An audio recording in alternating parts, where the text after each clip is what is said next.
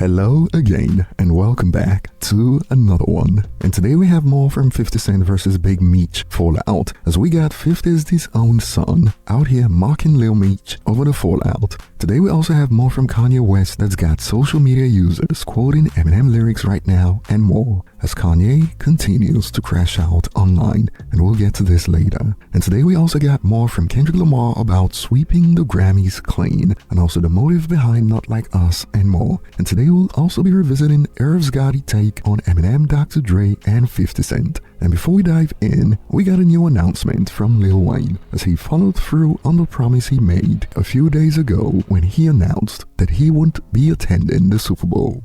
Y'all know I'm not gonna be there this week, which means, I guess there's a seat to fill. Shout out to New Orleans, but I've been working on something very special. I got something exciting coming for you. Thursday, the 6th. Till then, I'm just chilling. And we got this hours ago from Wayne that came out of left field at the end of his Cetaphil commercial. We still going? Nah, this is time sensitive. Let's get it. And moving on, we'll be starting with the update on 50 Cent versus Big Meech that's got Lil Meech caught in the crossfire over his dad's decision to link up with Rick Ross. And like we covered in the last video, 50 Cent looks ready to torpedo his relationship with Lil Meech over his father's decision, and we got 50 Cent's son out here trolling Lil Meech over getting blindsided by 50 Cent's moves. What's up, y'all? I woke up today and I had this overwhelming thought in my head, and I think like something is telling me to tell y'all or share this message with y'all. So I feel like it's somebody out here, or maybe there's a bunch of people out here that need to hear this. And it was like, you thought you were special. You really thought you were special? Who told you you were special? You thought you were special? But boy, this sparked some comedy gold, as some have expanded. This dude has all of his dad's traits except for his work ethic. You can genetically inherit a lot of things like looks, height, intelligence, and more, but work ethics have never been one of those traits that can be passed down, sadly. And moving on, we get to hear from Kendrick Lamar during a pre-Super Bowl interview on Apple Music, and we got to find out the motive behind Not Like Us. Check out a snippet from Apple Music. I think from day one was to always keep the nature of it as a sport. You know, I don't care how motherfuckers look at it as far as like as a collaborative effort. You know, that's cool too. But I love when artists grit their teeth. Like, I still watch battle raps. I still watch Smack URL, from Murder Mook to Lux to Tay-Rock. You know, my bro Daylight. This has always been the core definition of who I am, and it's been that way since day one. So I don't think it was a thing for this year. It was always just a continuum. What I will say about this year, it was more from a space where I think a lot of people was putting rap to the back, and you didn't see that. You didn't see that grit. You didn't see that bite anymore. So I always took that in consideration in going into any type of my music. That's interesting. So I hope this makes sense, right? You know, we've been following your journey for about 15 years, and you have been so consistent in the messaging and the focus, like you said, and you've always moved with integrity. So in a lot of ways, I feel like we thought we knew exactly who you were as an artist in a positive way. And then last year, it felt like you unlocked a whole new dimension for us. But that person, like you said, was always in there. But I'm wondering, do you still surprise yourself sometimes? Did you surprise yourself last year, or was it just us, the fans, with our jaws on the floor, just stunned? That's a good question. Surprised myself? Nah, I don't think I surprised myself, because this, for me and for my partners that's been around me since 2005, 2006, like my brothers, they know my personality. They know my capabilities, even when it, wasn't presented to the public at first, right? So this is just like a revolving door of what I've been doing in Carson Studios, at the homie garage, or my brothers at TDE, or just anybody around the city of Compton. And before we get to more from Kendrick, let's just say that if you loved Drake and hated Kendrick for years, the last few months had to be rough, although the hardcore fans keep pretending like they are unbothered. And in response to Kendrick's take, they came for him with takes like, "This man can't stop lying," laughing emoji. And to be fair, Kendrick downplayed it a little. It was certainly more than just sport for Kendrick, as we got enough to know that he hated everything that Drake stood for in hip-hop, including using ghostwriters to extend his run and relevance, which is a no-no for someone to do, while they also go around proclaiming themselves to be the GOAT of rap.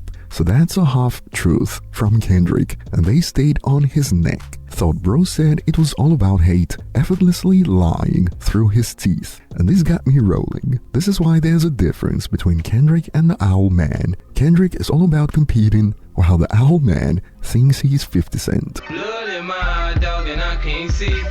I'm trying to be what I'm destined to be.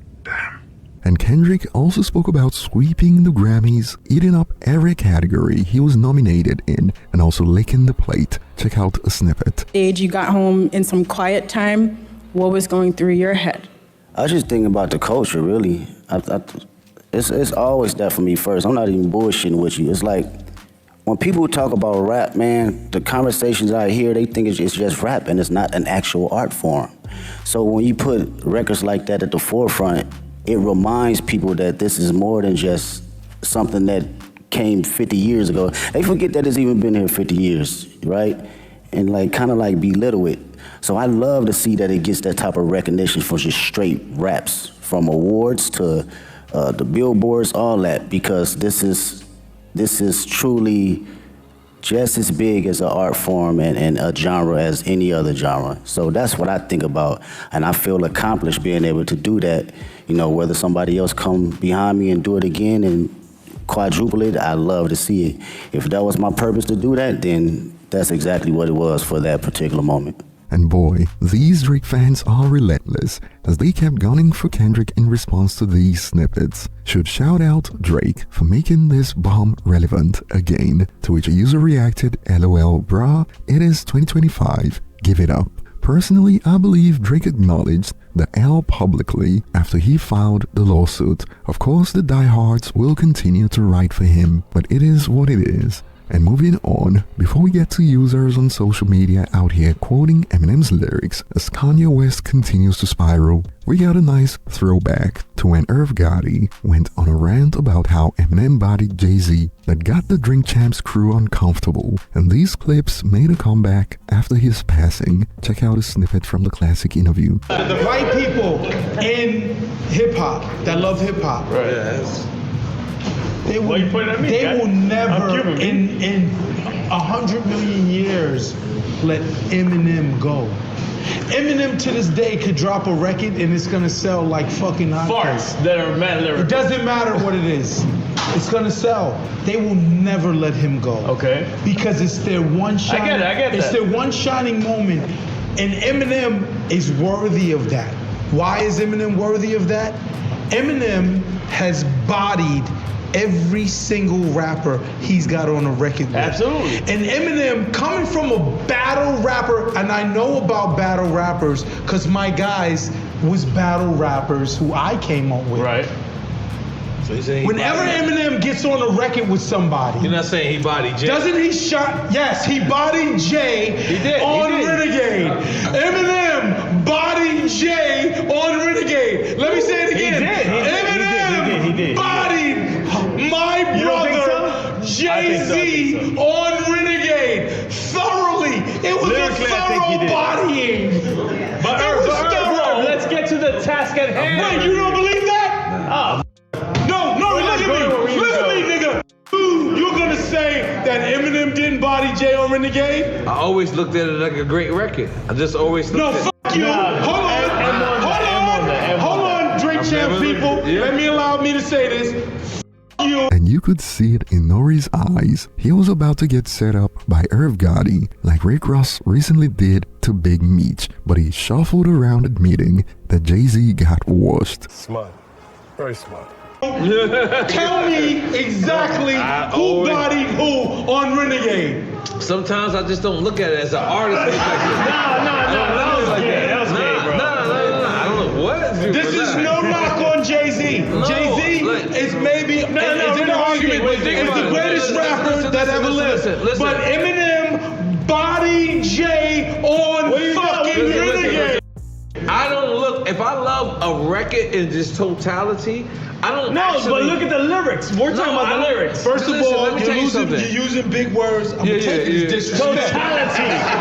He's giving you totality. I'm taking this disrespect. Man, listen. Just going in with totality. Is Listen, it man. Jay? If you had to say J or M on Renegade, who is it? Verse for verse. I love the record. Yeah, I love the record. we all love the record. As a fan, you could step back. Step back. You can ask me. Super ugly, and I'll say Ether. We don't want to talk about that. We're not talking about that. Listen. Nah, that's so lyrical. Listen. Here's When the part. Eminem gets on, hold on. When Eminem gets on any record with any rapper, forget Jay-Z. No. With any rapper, he annihilates them, yo. He does. He does. Nobody's arguing I'm gonna give Eminem. Nobody's arguing that. I want to give Eminem a blessing to show that I with you and that I never meant to beef with you. Rule never meant to beef with you. Yeah, absolutely. Never. Talk that shit. Because there was mad.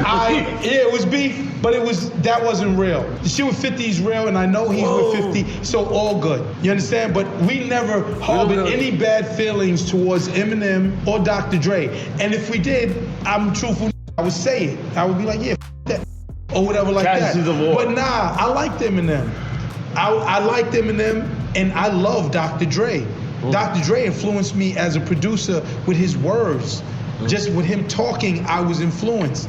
So I love Dr. Dre, I love Eminem, I hate 50. And it got all tangled up.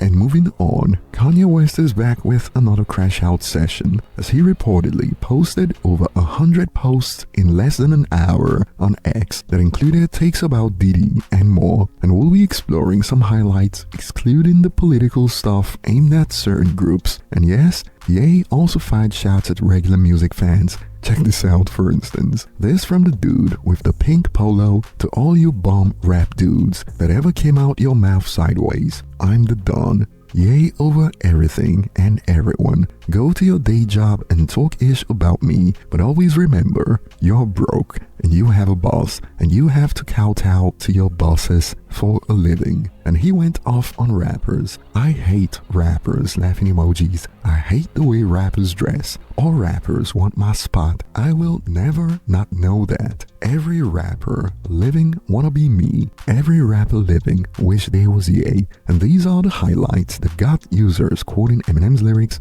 when Ye posted "Free Puff." And at the US president, he added, "Please free my brother, Puff." And he added, "I stood up for Puff and I'm still winning 20 Grammys next year and doing the Super Bowl." And the lyrics card started pouring in from Eminem in response to these posts from Bad One. "Brain is dead, Space Cadet, like when Ye forgets to take his meds." And this is wild because this is the same Kanye who was exposing Diddy before the scandals hit, when Ye even posted a text exchange accusing Diddy of working with the feds to silence him. And when this was brought up with the caption, "This not the Kanye we know," he responded with, "My name is Ye, clown, so you don't know me." And more, what y'all gonna do? Cancel my sneaker deal, cancel my record deal, freeze my accounts, F all y'all dues. Slavery was a choice. I'm speaking my mind now. I ain't editing ish again ever. And I'll be looking forward to your thoughts on these topics in the comments. Thanks for watching and see you on the next one.